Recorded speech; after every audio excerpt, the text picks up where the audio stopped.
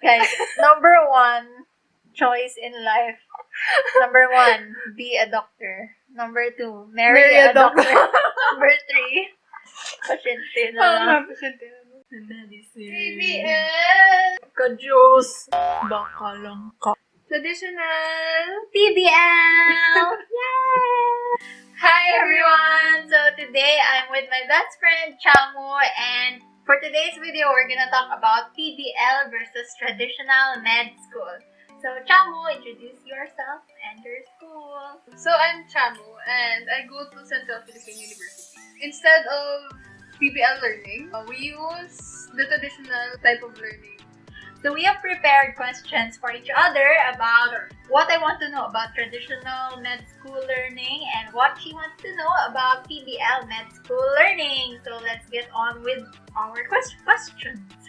I go to Cebu Doctors University, where our learning style for med school is PBL or problem-based learning. So basically, problem-based learning, we're more of student-directed. Actually, in our first few weeks, we have this list of the differences between traditional and PBL. But I want to know firsthand what's it like to be a med student with a traditional learning style. First, I'd like to know the difference between subjects and what type of learning that we do. So, yes, Chamu. So for the traditional learning, the subjects, they have their own world. Pwede ba? Yeah, it's like basically, it's like each subject has their own world, and then they have their own quizzes, and they have different topics. They don't necessarily coincide with each other. Like for example, your anatomy could talk about the cardio part, but your physio could talk about the renal part na. So, if you study for multiple tests in our traditional learning, there's a lot to cover. But then, in the long run, I think you can remember. First year subjects, we have histo, we have biochem, we have physio, we have anatomy, psych, we have PCFM, family medicine. For the second year, first sem, patho, we have micropara, we have pharmacology, psych, we have PCFM, med 1.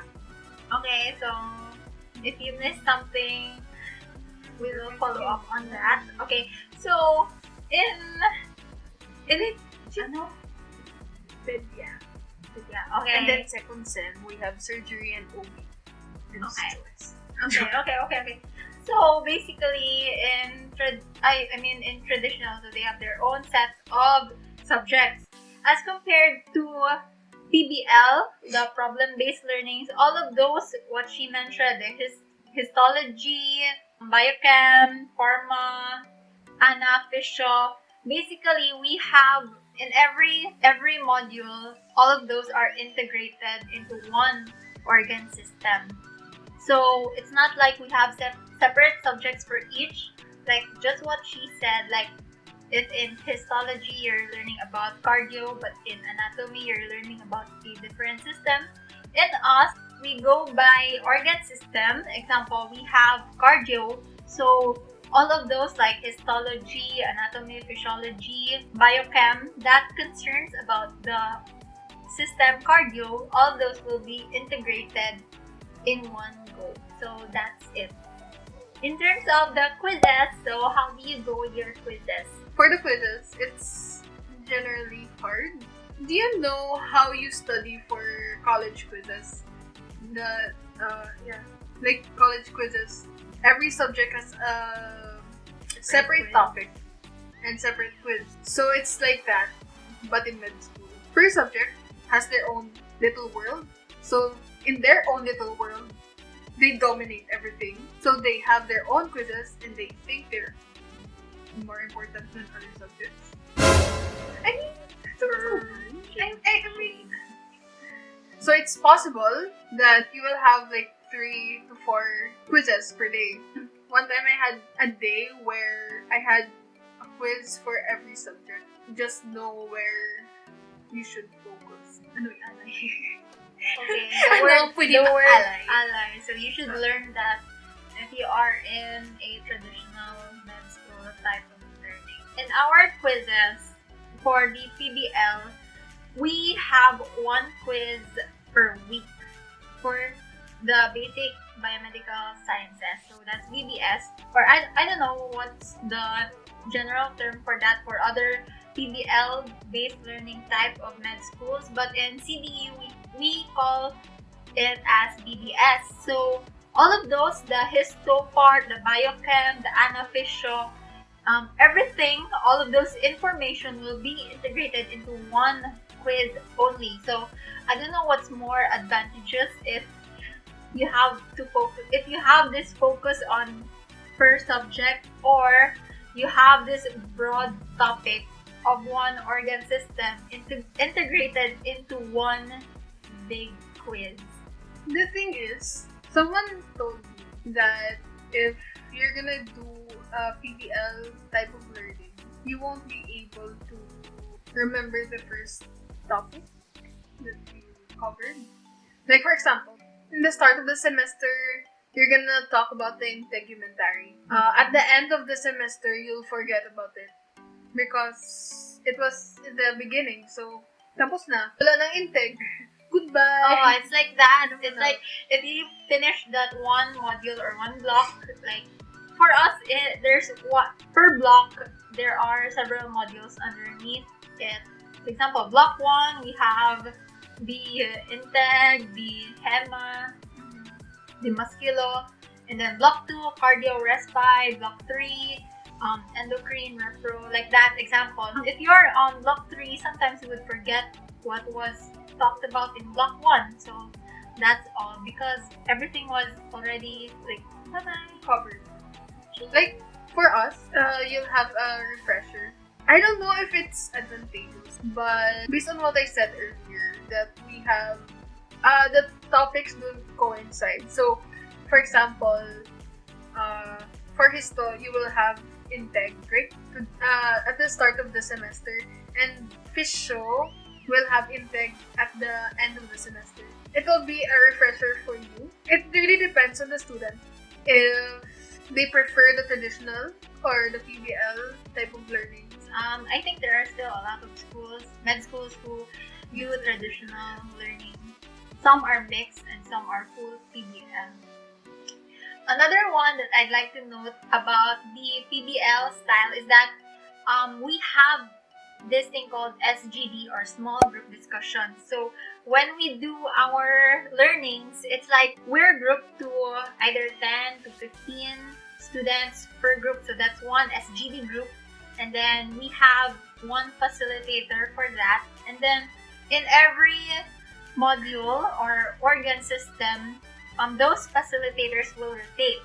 So what happens in our SGD is that our first 5 jumps, opening of the case. So for that, we will decide, hypothesize, and then formulate our own problems regarding this organ system. So let's say we have integumentary system. In our first 5 jumps, we don't know what the case is. So it's up to us and my group members for us to formulate our own hypothesis and also identify what would be our diagnosis or what would be our case all about. And then we will do our readings after our first 5 jumps. It's really up to us. Our facilitators, they won't tell us about what the case is. They won't. Sometimes they'd help us formulate our problems, like what we should study. But it's really up to us to search for our sources. I think it's kind of advantageous in a way that it helps us be more responsible to what kind of sources we will get our info from, so that after our first 5 jumps, we would synthesize with each other and talk about it in the group. per group, we would have another group would have different facilitators. They would talk about their different problems formulated or hypothesized. So sometimes what in our group will be discussed, sometimes in the other group it won't be discussed. So sometimes it's an advantage or not if that group talked about this certain kind of topic and then the other group didn't get to talk about that. It's really up to us to search. Like, we won't have only one source for anatomy, like we would have Snell's and then more. So it really depends on the students to learn, and the doctors would just be there to guide us, but it's entirely up to us to read on a certain topic. So that's in PBL. I don't know how it works for other schools, but for CPU, we have Preceptorials. In Preceptorials, it falls under the subject Medicine 1. In the morning, we have Med 1, and then in the afternoon, we have Preceptorials. Our Med 1 will have a topic, or will discuss a topic. For example, they will talk about cardiovascular. Okay. Cardiovascular. With the heart. So, they're gonna talk about the cardiovascular system, and then they will give a case right after teaching us on how to do physical examination. We start Preceptorial second year. Okay, so not in first year. In first year, we have the case presentation for only biochem. For biochem related problems. So, mga metabolic pathways, Leishman syndrome. Okay. Yeah. We had that, like, Leishman. Okay, sige na. After the discussion, the physical examination, how to do the history taking, they will give us a case that is heart-related. And then, it really depends on the preceptor on how he or she will handle the case. It's all imaginary. We're gonna place their additional questions that we need to ask the patient. We're gonna give differential diagnosis, management, discussion of the disease, prevention, if you have vaccines, everything. We're gonna place it into a PowerPoint and we're gonna present it to our preceptor.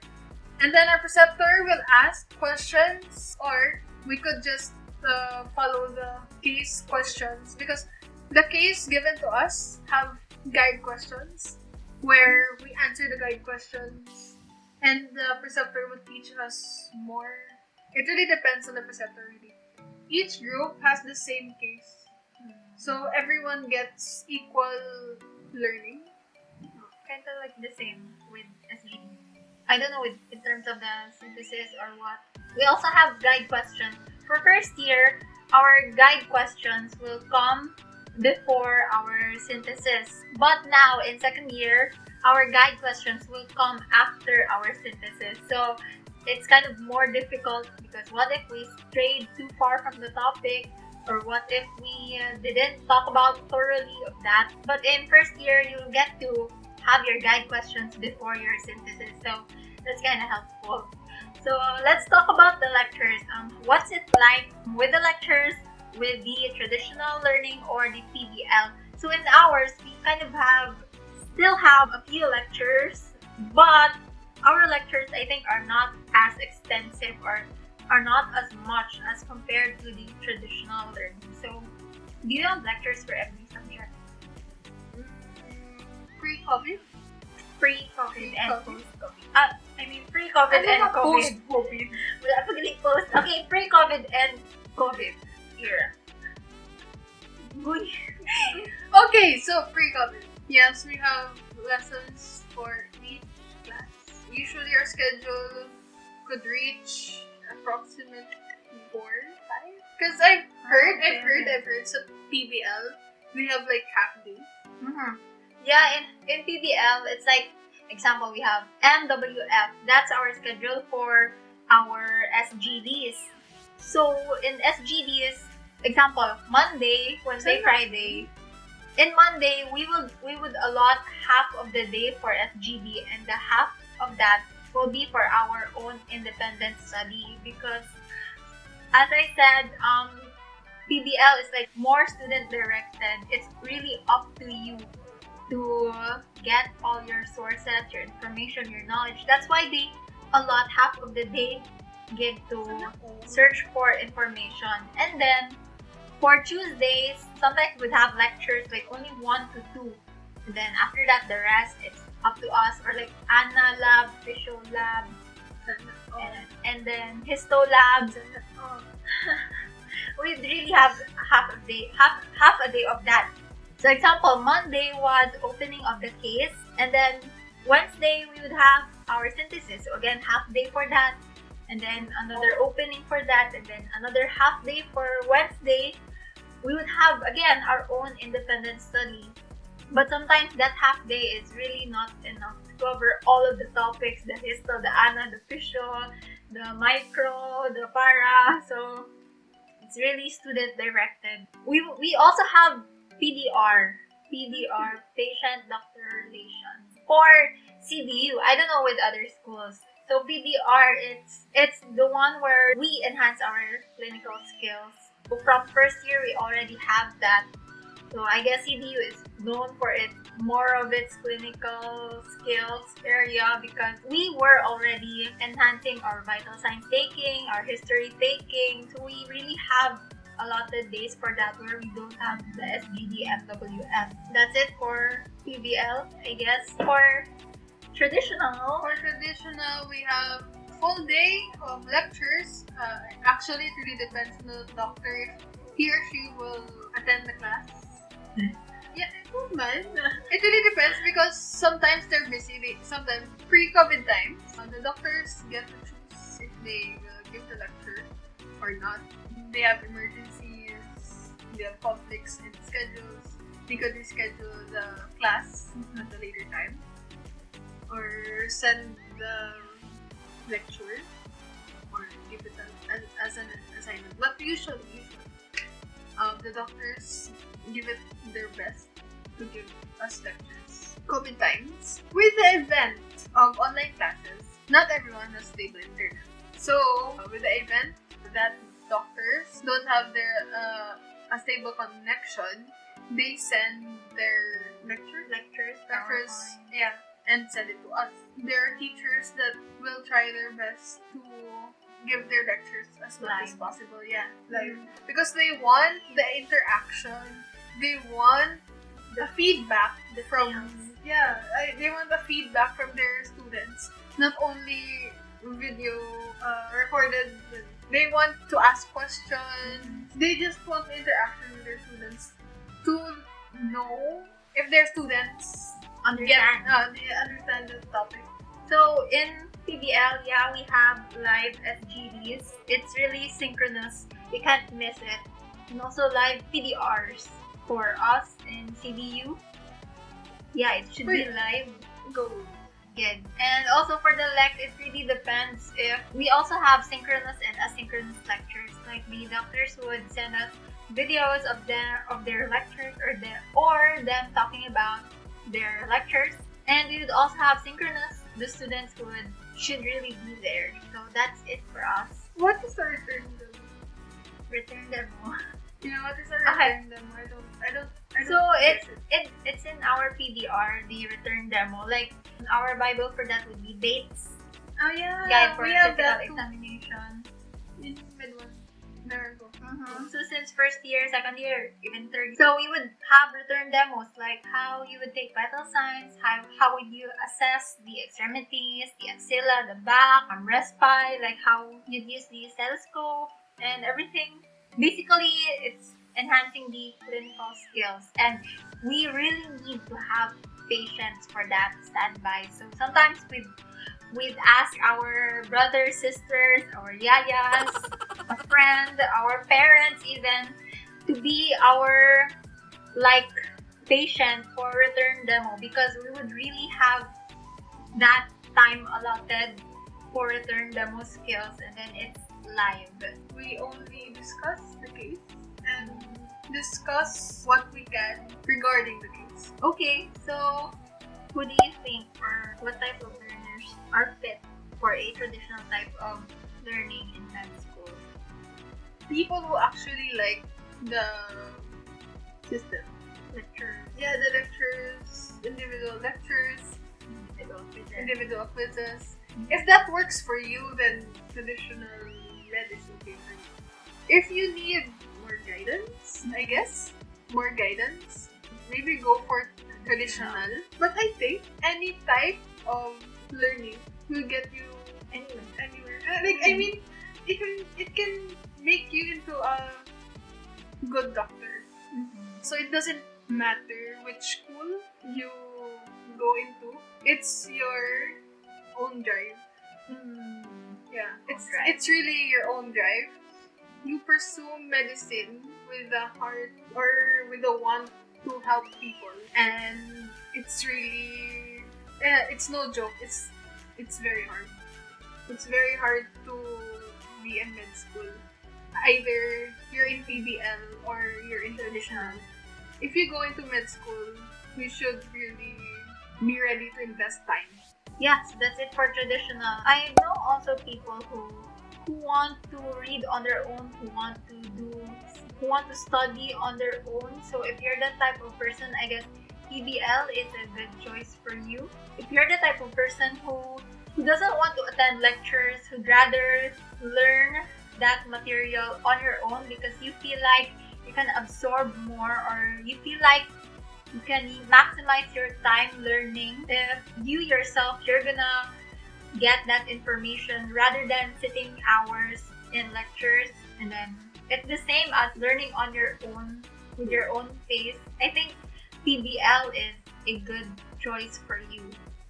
But in PBL, you really need to have that discipline, that drive, because most of our time we do our independent studies. So if you're the type of person who can go for independent study, I think you're okay with PBL. If you're the type of person who want to learn as much information as possible, go for PBL. If you're that independent, then you're really fit for PBL. True. But again, Actually, as what my best friend said in Chamu, she said that in med school, there's really no difference.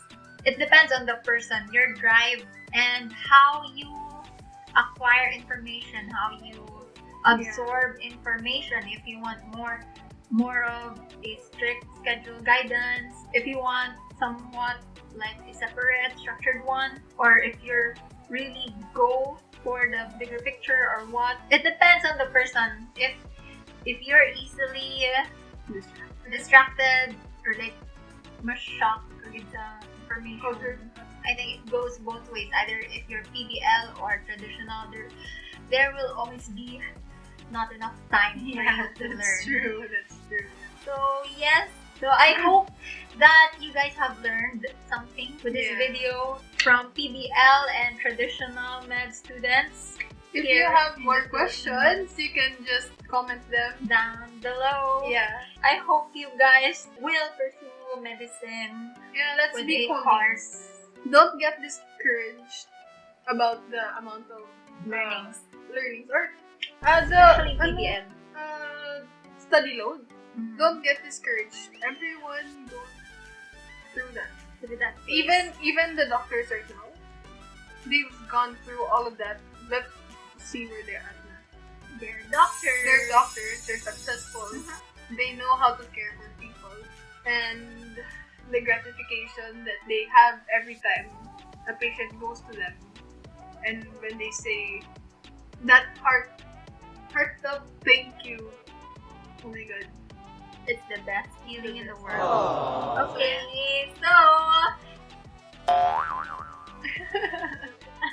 Okay, so guys, thank you. God bless. See you on our next video. If you want more med student related videos, traditional PBL or anything, comment down below. Don't forget to click like and subscribe. Art related, please. Yeah, we can also do that. Bye!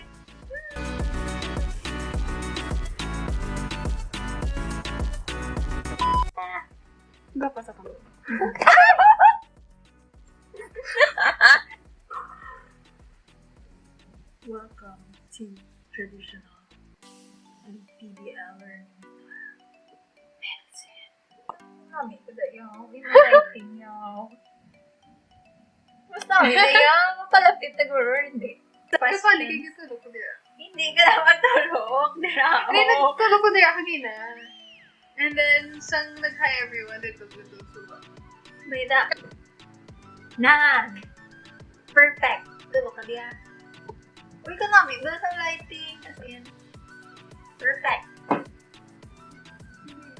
Lupad sa. Ay, fun. Sama na din. Ano na ni? 1, 2, 3. Go. O, sige na. Hi, I'm Cham. Sige na. Sige na. Basta. Muna na. Basta. Okay, so Central Philippine University, and instead of using the kakabado, ito ako na. hi everyone! So, you want hi everyone? Hi everyone! Ako na. 1, 2, 3, go. So, we have prepared. Nalipatawan ko. Pilipino. Story. Kasi. That is where